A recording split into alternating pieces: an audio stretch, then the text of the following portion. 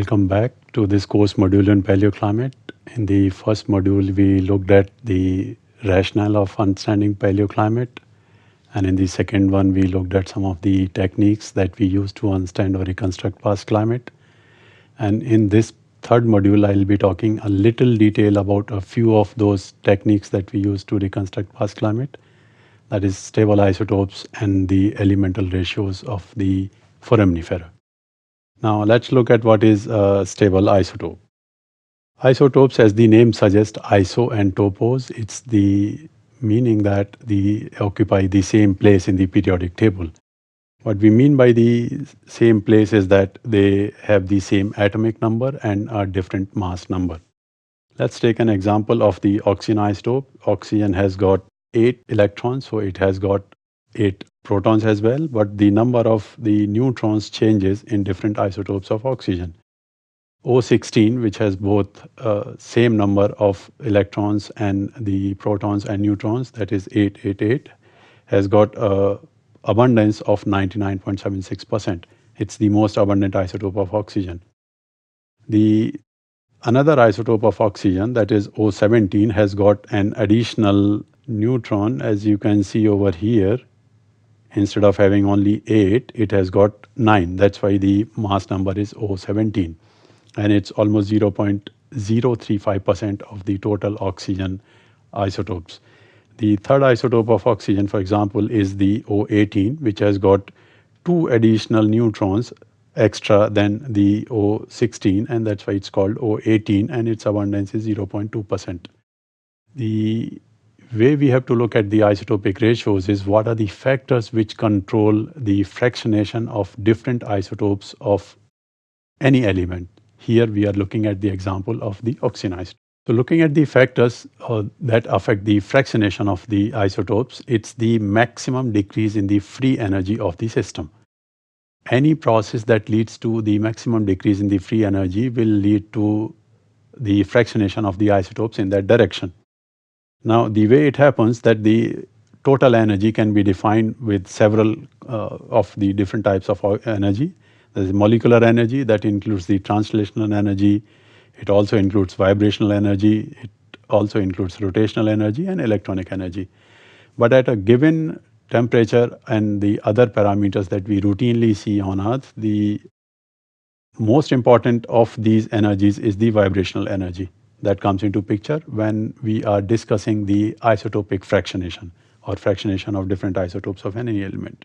Now, the way it happens in case of the carbonate system, the foraminifers, as I said earlier, that they secrete a calcium carbonate test or a skeleton that has calcium, carbon and oxygen. The way isotopes get fractionated in the oxygen, we'll see in little detail. So carbon dioxide combines with water to form the carbonic acid H2CO3 that releases 1H plus, leaving HCO3 negative, then again another hydrogen, CO3 negative, CO3, then the CO3 combines with calcium to make the calcium carbonate. Now the way the isotopic exchange takes place is shown in this reaction, that H2O, if it has 18, then it exchanges with carbonate, and then finally how this exchange takes place. Now the way we can define the isotopic fractionation in terms of the factors, it's defined by alpha. And we look at the isotopic composition in carbonate divided by the isotopic composition in water and the way it changes. Now, we can look at the factors that affect the isotopic fractionation, and the most important factor is the temperature. So, the way fractionation takes place, that the O18 to O16 ratio comes to almost a uniform difference as the temperature increases. And as the temperature decreases, as you see in this direction, the difference between the isotopic composition of water and the carbonate is increasing. So, the warmer the temperature, the differentiation of this isotopes or fractionation of isotopes between water and carbonate system decreases. That's how we use the temperature as the factor that affects the isotopic composition. Now, that can be experimentally calculated how it affects, and then that factor has been calculated to be 1.014 at 25 degree and at 1.018 at 0 degree centigrade. Now, that's not the only way the temperature or the isotopic composition is directly affected by temperature. There is another aspect of the temperature, but then that's what was believed to be the major factor affecting the carbonate isotopic composition, and it was the Epstein who initially looked at the way the isotopic fractionation takes place in carbonate, and then he suggested that it can be used as a temperature proxy. Here you can see the temperature axis and the oxygen isotopic composition. With decreasing temperature, the isotopic composition is enriching. That means the lighter isotopes are decreasing. Now he suggested that this can be used as a isotopic proxy and then reconstructed temperature, but later on it was realized that there are other factors that affect the isotopic composition, and now we have a little better understanding how the stable oxygen isotopic composition in foraminifera is affected. So if we look at the oxygen isotopic composition in foraminifera, it is basically affected by three factors. One is the isotopic composition in seawater, the surrounding temperature, and some unknown factors or something called vital effects. This can be taken care of if you are using a single species throughout the core or throughout the region that you are trying to look at the past seawater temperature. Now what remains is the oxygen isotopic composition of seawater plus the temperature. Now the way the oxygen isotopic composition of seawater changes is because of the evaporation, or if there is any freshwater runoff in the seawater, or if there is any direct precipitation in the seawater. How does that affect? Let's look at it in detail. Here is a profile of a marine system that we are moving away from the land and going into the ocean. If there is evaporation, what will happen? The water will get evaporated from the seawater. It will almost be fresh water the way we get the rain. The water that gets evaporated, it will be enriched in the lighter isotopes and depleted in the heavier isotopes, because the lighter isotopes has got a more water vapor pressure, and that's why it has the tendency to go into vapor phase relatively more than the heavier isotopes. Now if this cloud moves and then if precipitation takes place, opposite will happen. There will be increased rain out or removal of the heavier isotopes as compared to the lighter isotopes. In turn, what happens as the cloud moves away from the place of its origin and comes onto the land, wherein it precipitates its moisture in the form of ice.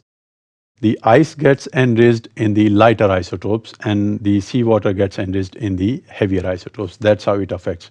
Now imagine a scenario wherein the temperature has decreased so that it's cooler condition, in that there will be lot of ice sheets. They will take up a large part of the lighter isotopes from the ocean into the ice sheets. Now if this ice sheet melts because of warming, it will definitely contribute that lighter isotopes to the ocean. Now that's the biggest factor which affects the isotopic composition of the foraminifera, the stable oxygen isotopic composition of foraminifera on glacial interglacial time scale, on longer time scale. Now let's look at this in little detail, that when evaporation is taking place, the lighter isotope goes and gets deposited into the ice sheet. Heavier isotopes goes in relatively less amount, and then finally when melting takes place, this contributes a lot of lighter isotopes into the seawater, and that's how we look at this. The next thing comes up, how do we measure the isotopic composition?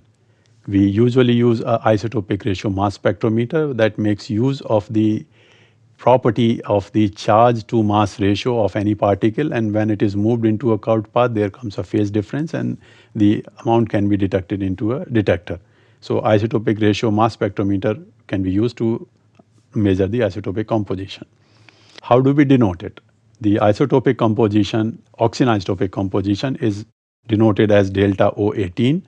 It's in fact the ratio of oxygen 18 to oxygen 16 in the calcite of foraminifera. From that we subtract the isotopic composition of a standard, so that to bring all measurements on a uniform scale, and then finally we multiply this number by 10 raised to power 3, because the way this number comes up is in 000 some decimal place. To make it more readable or understandable, we simply multiply it by 10 raised to power 3. Now these standards can be many. People have used from time something called PD belemnite. When it got exhausted, people started using National Bureau of Standard NBS 20 and 19. Now the important question comes up, how do we know how much change in isotopic composition indicates how much change in temperature? For that, as I said earlier in the second module, that we have to develop the laboratory culturing or field-based techniques that can be done by looking at the other organisms or the core top data or by laboratory culturing. all that technique tells us that the temperature is related to oxygen isotopic composition of the carbonate as well as of the seawater by this equation. Now there are different variables in that. This B denotes the variability of isotopic composition with respect to temperature, and that comes to almost around 0.27 per degree centigrade change, or 0.20 per mil per degree centigrade change at around 25 degrees. So that's how we can reconstruct the past temperature. But we need some estimates of the daylight in seawater, which is not available. In fact, for that reason, we have to look at the independent temperature estimates or reconstruction by some other techniques. Just to give you an example how we can calibrate the oxygen isotopic composition, say this is a water tank which has got same isotopic composition. Say for example, if it is 1 per mil at temperature 25, we can distribute that water into 4 different tanks. All of them have got the same isotopic composition of water. After that we seal it, and then we keep one of these tanks at the same temperature. In another tank we decrease the temperature by 5 degree. In another tank we warm it and increase the temperature by 5 degree. And the last tank we increase the temperature by almost 10 degrees, so it becomes 35. Now we put the organisms that we use the isotopic composition of into these small tanks.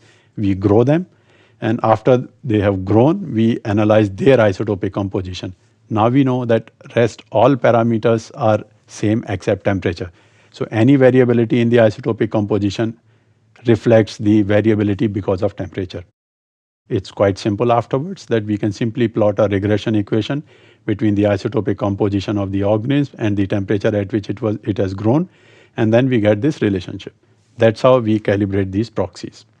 So as I said, that we also need an independent temperature proxy, and one of them is magnesium by calcium ratio, and the basic principle is again simple. Say for example, there are the same 2 organisms which are living at say 30 degrees centigrade and 35 degrees centigrade. Then we simply grow them. There will be a difference, although this is not the correct ratio that I'm showing. It's just for the example that I'm showing you a ratio, that they will have a different magnesium by calcium ratio.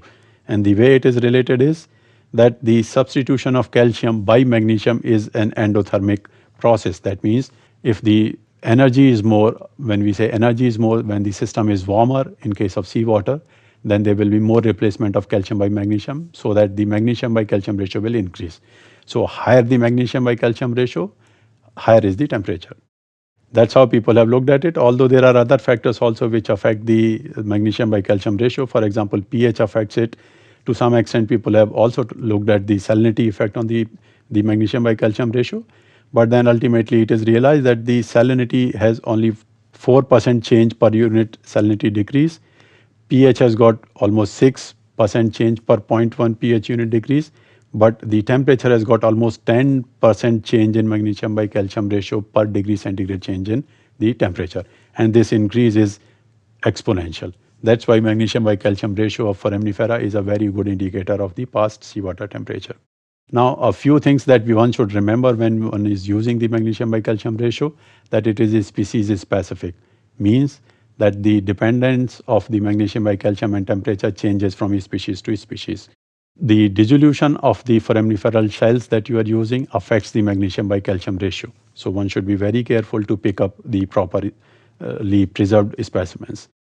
Now, magnesium by calcium in the regions which are severely affected by salinity on glacial interglacial timescales, if you expect a large change in salinity, then it has to be corrected. And the cleaning parameters, when you are processing the samples, that has to be routinely monitored. Now, a few points to remember in case of oxygen isotopic ratio. Again, it is very species specific. Say for example, the difference at the same station in G. Ruber isotopic ratio from 2.69 to 2.42. And for other species, it's further depleted 2.27 and even 2.08. That means one has to be very careful when picking these species for stable isotopic composition ratios. Again, this is again shown that how the different species has their different isotopic composition in the same environment. What this tells us that one has to be really very careful in case of both planktic and benthic foraminifers when using that to understand or reconstruct the past seawater isotopic composition. This is the way we looked at the isotopic composition and elemental ratios as one of the proxies for quantitative estimation of the past seawater temperature and salinity. In the last module, I will give you few examples of what we have learned from the past climatic reconstruction, especially some examples from the Indian Ocean.